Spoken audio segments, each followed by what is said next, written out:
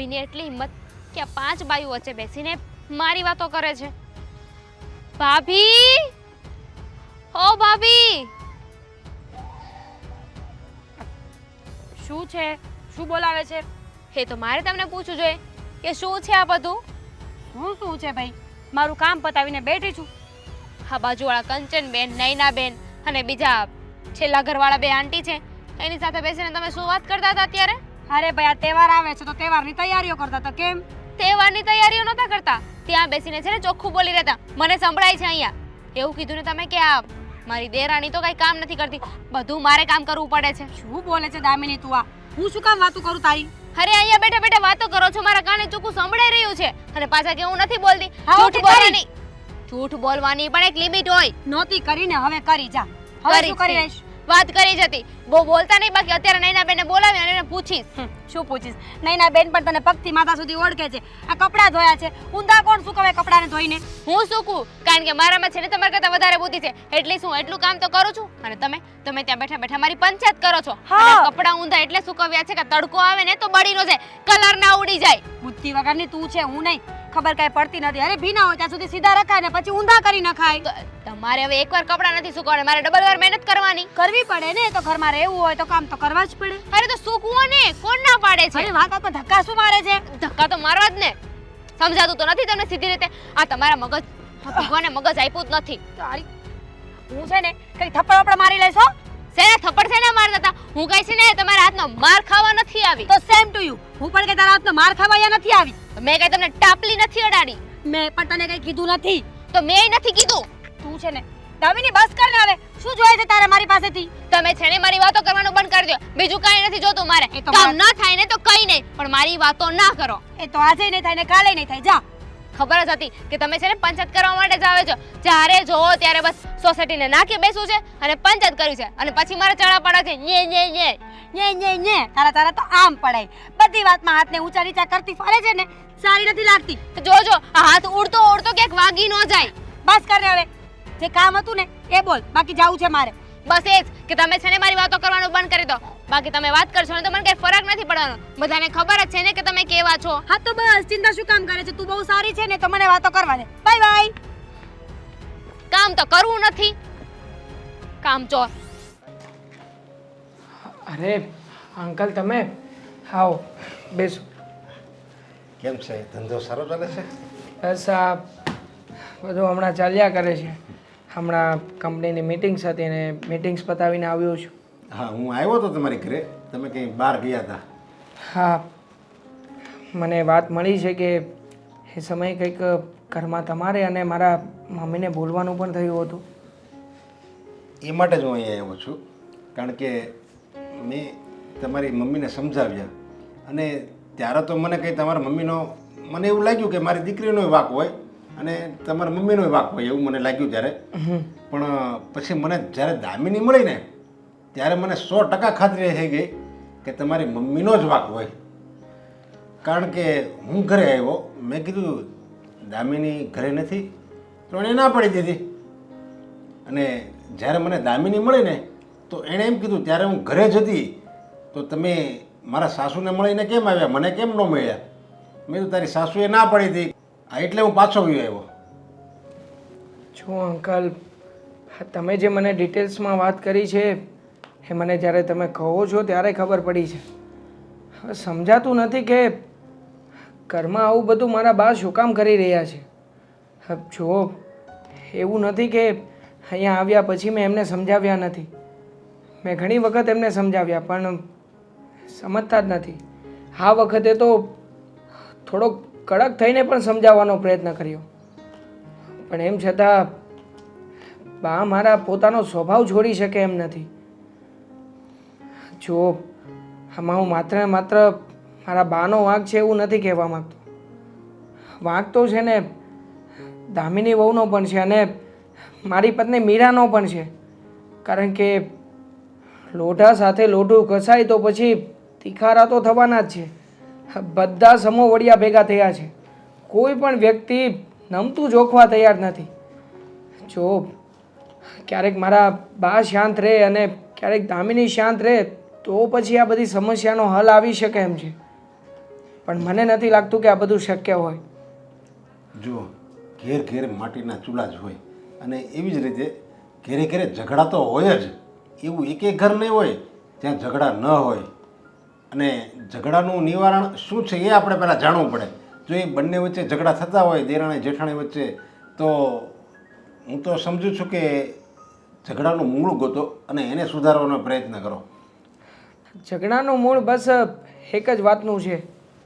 આ બધા એકબીજાની સામે ઉગ્રતાથી બોલવા માંડે છે. વાતમાં કંઈ ન હોય પણ ગુસ્સેથી વાતો કરે છે. હવે સ્વાભાવિક છે કે તમે ને હું અત્યારે શાંતિથી વાત કરીએ છીએ. જો હું તમારી સામે ઉગ્ર થાવ તો તમે થવાના જ છો ને. વાતનું કારણ કંઈ હોય કે ના હોય, બસ આવું જ અમારા ઘરમાં ચાલી રહ્યું છે.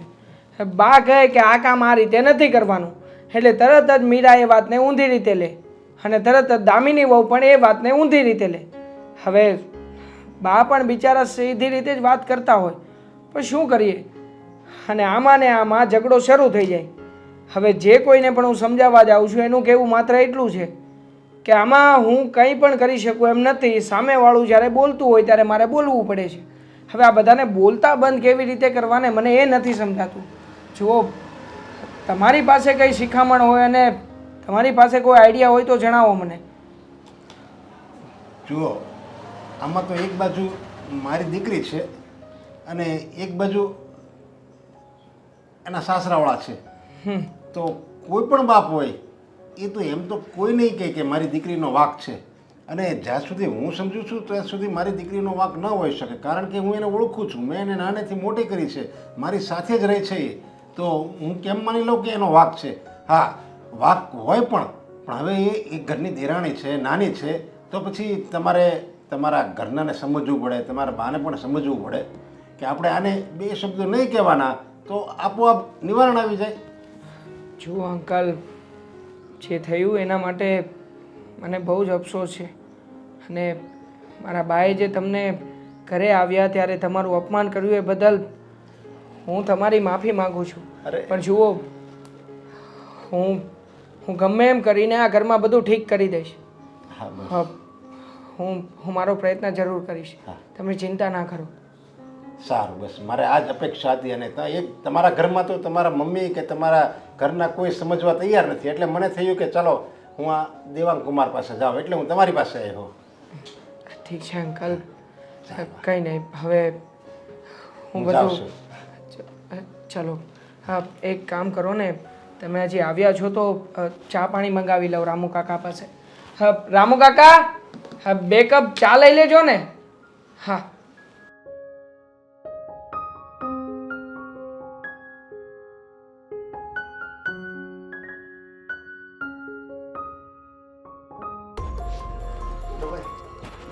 જી બોલ નાનકા. મોટા ભાઈ, અરે આવી રીતે શું વાત કરો છો? જોરથી ને સરખી રીતે વાત કરો ને કે શું થયું શું નહીં. મને બોલવા દઈશ તું? બોલો. એક કામ કર નાનકા, તું રહેવા દે. તમે જ જણાવો દામિની વહુ, બોલો શું થયું છે? જેઠજી, આ ઘરમાં છે ને બરાબર નથી થઈ રહ્યું. હા, તમારી બાયડીને સમજાવી દો કે મારી સાથે પંગો ના લે. હા, હું મારી પત્નીને સમજાવી દઈશ, પણ પહેલા તમે મને એ કહેશો કે થયું છે શું? હું છે ને ઘરના બધા જ કામ કરું છું, હા. તો પણ મને સંભળાવે છે. બાર દોરીએ કપડાં સુકવતી હતી ને તો ત્યાં તમારી બાયડી શું કરતી હતી ખબર છે? સોસાયટીને નાકે બેસીને બધાની સાથે પંચાયત કરતા હતા કે મારી દેરાણી તો આવી છે, કામ નથી કરતી, આવું કામ કરે છે. એવું બધું એ લોકોને કહેવાની શું જરૂર છે? એટલે કે આ બધું તમે કાનો કાન સાંભળ્યું? કાનો કાન સાંભળ્યું ને એટલે જ કહું છું. અને પાછા કબૂલ કરવા માટે તો તૈયાર નથી કે હું આવું બોલી હતી એમ. હું મારા કાનોથી સાંભળું છું, હું જોઉં છું કે આવી રીતે વાતો કરે છે, તો પણ હવે મોટા ભાઈ, આમાં હું કઈ બોલું કે હવે તમે કઈ બોલશો? બોલવાની જરૂર જ નથી રહી નાનકા આમાં, કારણ કે બોલવા માટે તો આ બધા લોકો છે જ ને, જે આપણા કરતાં વધારે સારું બોલી લે છે ઘરમાં.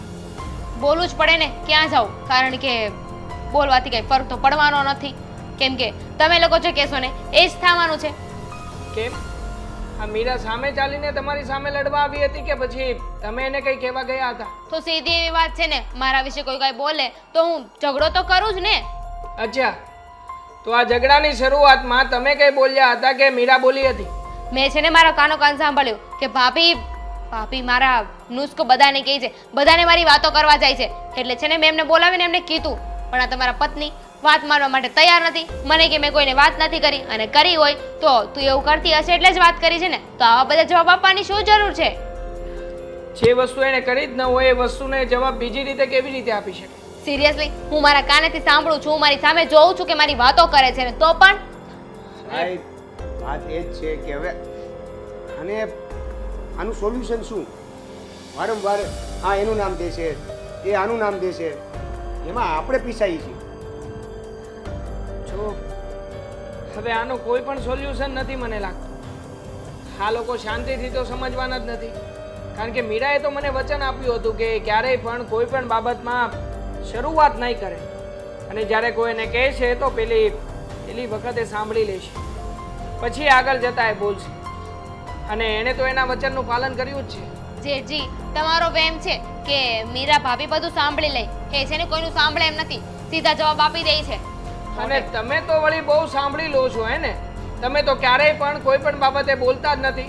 અરે તમે પણ બોલવામાં કઈ બાકી નથી રાખતા. હા બહુ જો ભાઈ, સીધી એવી વાત છે, મારા વિશે વાત કરીને એટલે હું બોલી, બાકી મને શું શોખ થાય છે? હું આ ઘરના બધા કામ કરું છું. અને એમ પણ એ જે બધાને વાત કરતા હતા, કોઈ આવીને તમને કીધું કે તમારા ઘરની વહુ આમ છે એમ? નહીં ને. જો તમે એ વાત ના ભૂલો.